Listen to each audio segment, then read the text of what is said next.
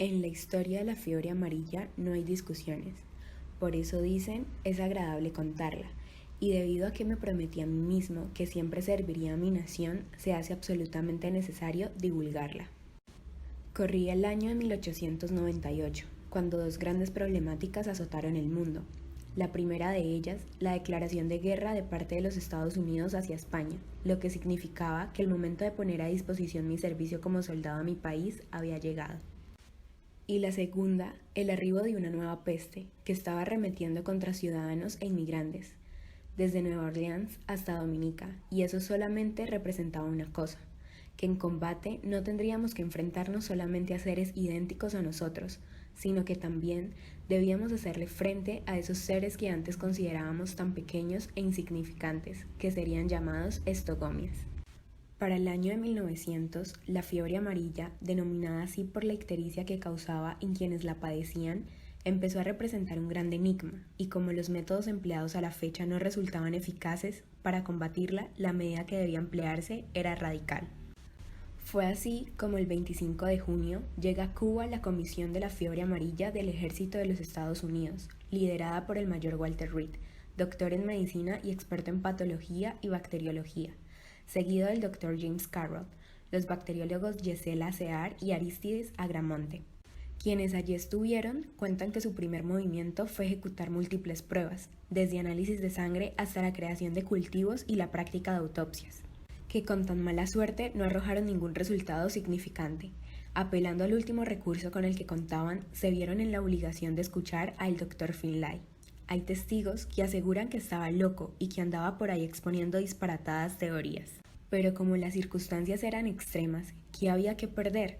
De manera que, con huevecillos en mano, iban a comprobar si aquello de la causa de la fiebre amarilla es un mosquito era cierto.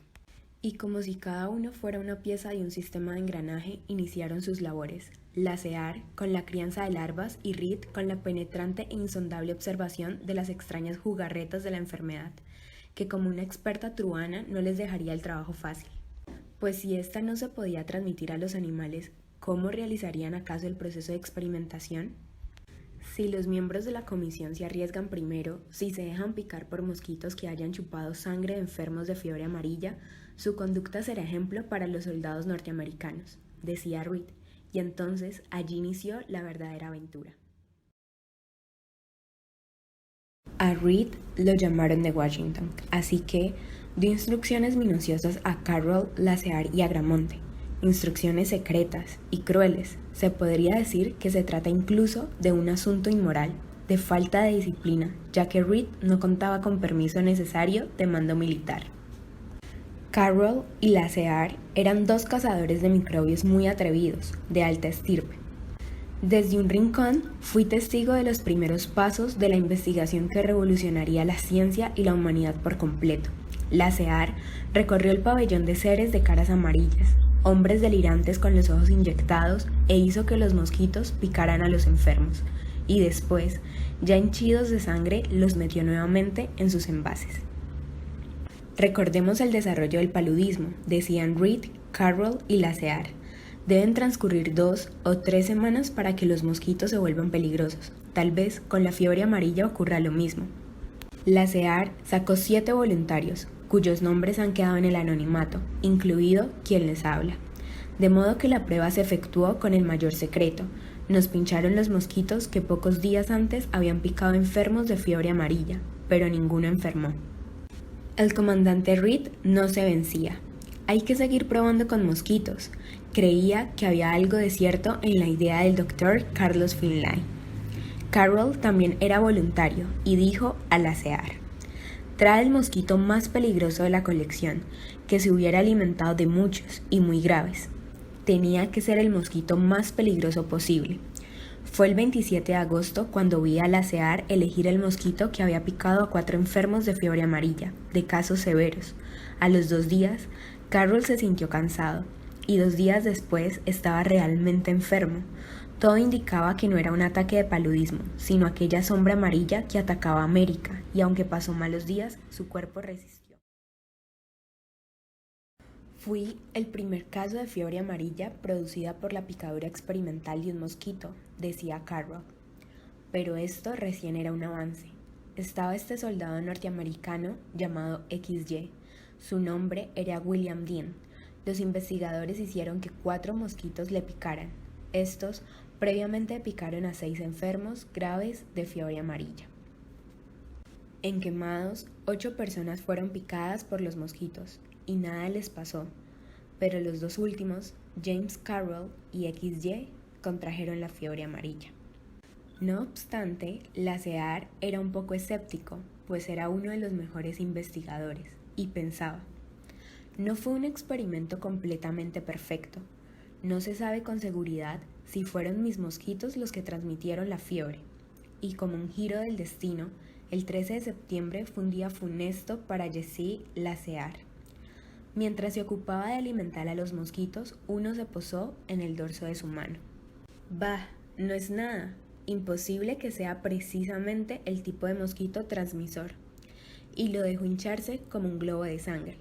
Sufrió un ataque progresivo y fatal de fiebre amarilla. La tarde del 25 de septiembre falleció. Al regresar Reed a Cuba, fue recibido con entusiasmo por Carroll, y si bien sintió la muerte de su amigo y colega Jesse Lasseter, también se alegró mucho de los otros 2 casos afortunados, Carroll y XY, de tal manera que, a 11 kilómetros de Quemados, levantó un campamento con 7 tiendas en su honor. Reed, entusiasmado, decía: será nuestra oportunidad para comprobar o desvirtuar si las teorías son ciertas, de modo que daremos especial atención a 2 de las barracas. La primera de ellas será totalmente desagradable, sin corrientes de aire, adaptada para conservar una temperatura por encima de los 32 grados y con bartreños. Y la segunda, que estará diseñada de tal forma que quienes la habiten no sientan más que comodidad. Eso sí, deberán enfrentarse a la repulsión que les pueda causar las sábanas y mantas ensuciadas por las deyecciones, así como el desasosiego de tener que llevar las mismas vestiduras de las víctimas. Pero recuerden, todo por y para el avance de la ciencia. Y con ese discurso en mente, Cook, Falk y Jernigan hicieron sus camas de campaña dentro de la primera tienda. Y durante 20 noches se acostaron entre ellas, tratando de conciliar el sueño en aquel lugar pestilente, mientras otros 2 vigilaban con todo cuidado la barraca para que no penetrase ni un solo mosquito. Como no ocurrió situación que pudiese ser considerada relevante y ninguno de los involucrados se enfermó, pasaron a cumplir otra cuarentena, con la única diferencia que sería en la segunda tienda. Reed decía: no es suficiente, sería apropiado intentar una vez más y así estar seguros de los resultados que hemos obtenido. Decididos y fieles a la causa, junto con 2 compañeros nos dispusimos a dormir sobre almohadas cubiertas de vómito y toallas empapadas en sangre de víctimas de fiebre amarilla. Ni uno solo de nosotros tuvo indicios de la enfermedad. Las cartas estaban echadas sobre la mesa, de suerte que la burbuja de la creencia de que la ropa podía propagar la fiebre amarilla fue descartada por el primer ensayo experimental realizado con personas. Pero como se podrán imaginar, Walter no estaba satisfecho y se cuestionaba si había sido realmente concluyente tal experimento. Carroll decía a Reed: no tenemos certeza que no hayan podido ser contagiados con anterioridad, así como no es seguro si estén inmunizados, y solo hay una manera de despejar esa duda. Inyectaron sangre infectada a Jernigan e hicieron que Falk fuera picado por unos de aquellos mosquitos. Ambos enfermaron, pero puede que la esperanza de ser recompensados los mantuvo con vida. Mientras se realizaban los ensayos, sucedió algo que captó mi atención. John J. Moran, empleado civil de Ohio, se hallaba muy desilusionado, ya que se había ofrecido voluntariamente en interés de la ciencia y por la causa de la humanidad. John se había sometido a las picaduras por los estegomias. Este era el nombre científico que acababan de dar a los mosquitos presuntos causantes de la fiebre amarilla. Lo habían pinchado repetidas veces y a pesar de todo no había contraído la fiebre amarilla. Al lado de la detestable barraca número 1 se mandó a construir otra. El interior de esta barraca estaba dividido en 2 mitades por una tela metálica, y a través de la cual no podía pasar ni el mosquito más minúsculo. El 21 de diciembre de 1900, John J. Moran ingresó a la segunda barraca, en donde 5 minutos antes, Reed y Carroll habían dado rienda suelta a 15 mosquitos, sedientos de sangre, y cada uno de esos mosquitos había picado durante varios días consecutivos a los enfermos de cara amarilla del hospital. A los 2 minutos ya le habían picado.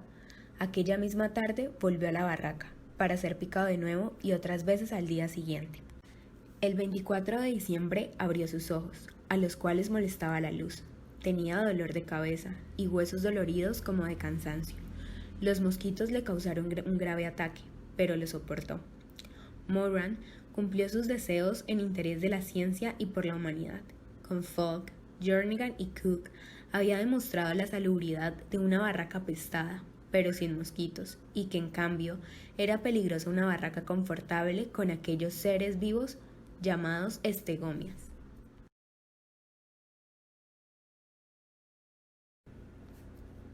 Le fue posible a Reed determinar que el factor esencial para que un edificio esté infectado de fiebre amarilla es la presencia en el mismo de mosquitos que hayan picado previamente a individuos atacados de esa enfermedad. Llegaron a La Habana técnicos de todos los países y Walter Reed no paraba de ser aclamado. Por otra parte, William Crawford Gorgas, médico estadounidense, combatía a los mosquitos en La Habana. Recorrió las alcantarillas, pozos negros y letrinas. Sin dejar rastro de los mosquitos estegomia, a los 90 días no quedaba un solo caso de fiebre amarilla. No dejaban de llegar doctores de Europa y de América. Varios de ellos aún tenían dudas. Por eso, 15 escépticos de estos se reunieron en el cuarto del laboratorio, donde conservaban los mosquitos.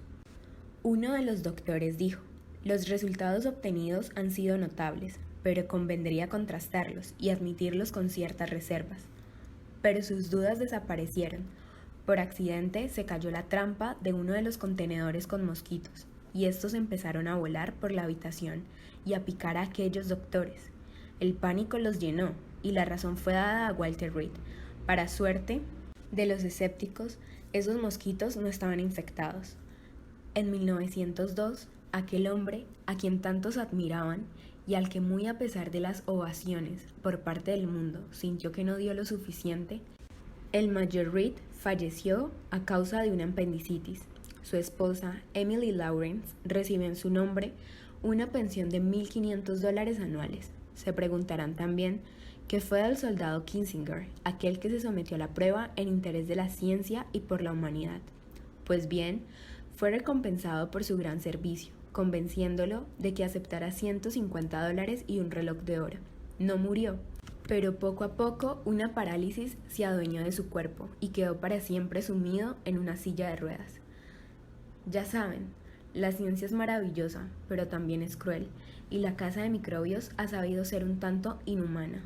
Pero gracias a cada uno de los mencionados anteriormente y a aquellos que aún mantienen su anonimato, la fiebre amarilla está casi extinta.